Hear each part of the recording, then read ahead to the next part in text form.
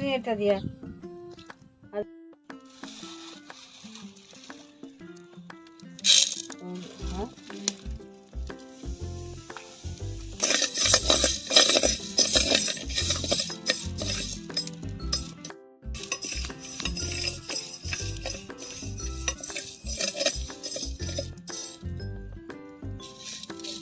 சுடலையா கருது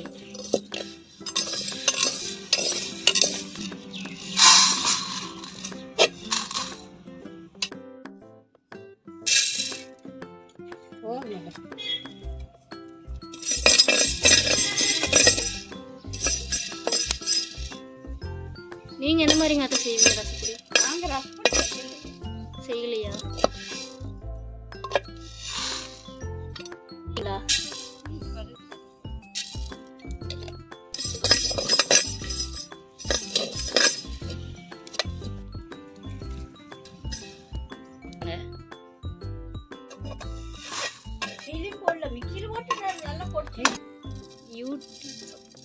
எங்க அனுப்புற வீடு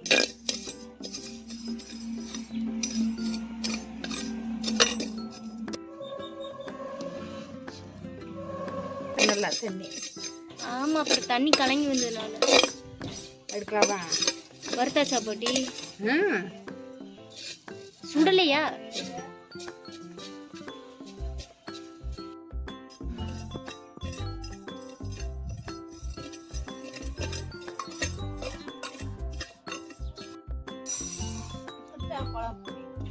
ஓடி வறுக்கிறது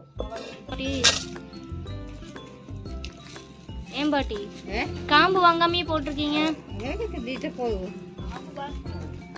காம்போட தான் போடணுமா?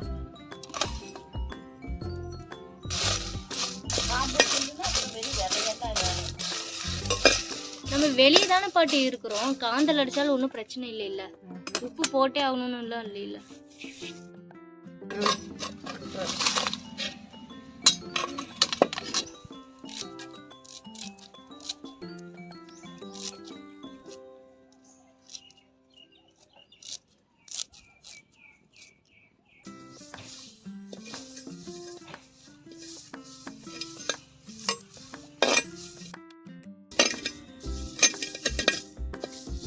நல்லா மொறுமொறுன்னு ஆகணுமா பாட்டி? இப்ப வேடிக்கிறியா?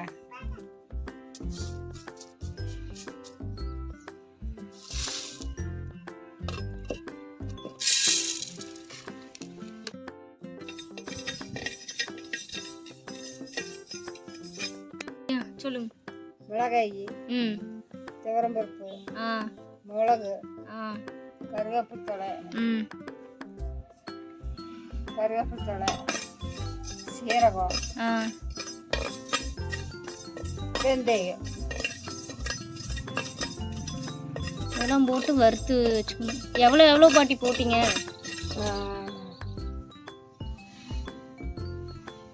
கொஞ்சம் அதுக்கு ஒரு அளவு சொல்லணும். என்ன கையில் எவ்வளோ போட்டிருப்பீங்களா?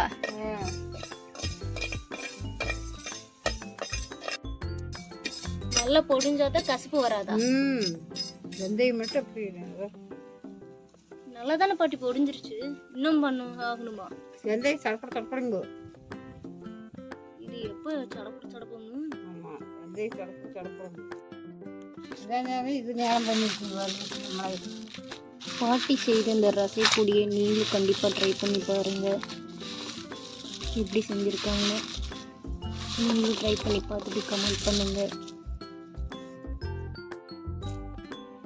வெந்தயம்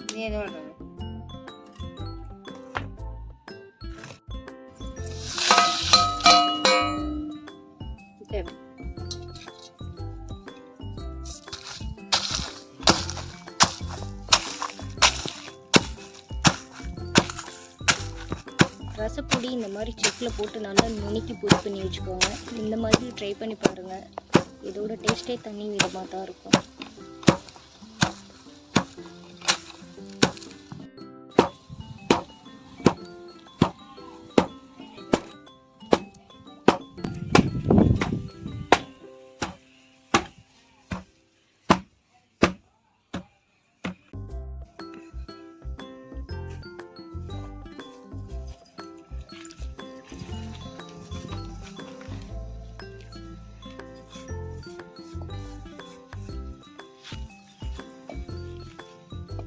வேலை கண்டா நான் ஒரே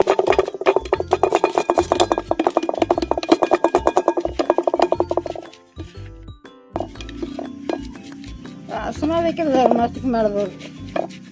இங்கே லைட்டை மேலே தூக்குங்க. எந்த செல்லடை விசலிக்கிறேன்? நீ இது மறுபடியும் குத்தணுமா? ஆமாம், குத்துனா இன்னும் 2 தடவை குத்தணும். பார்த்து பாட்டி.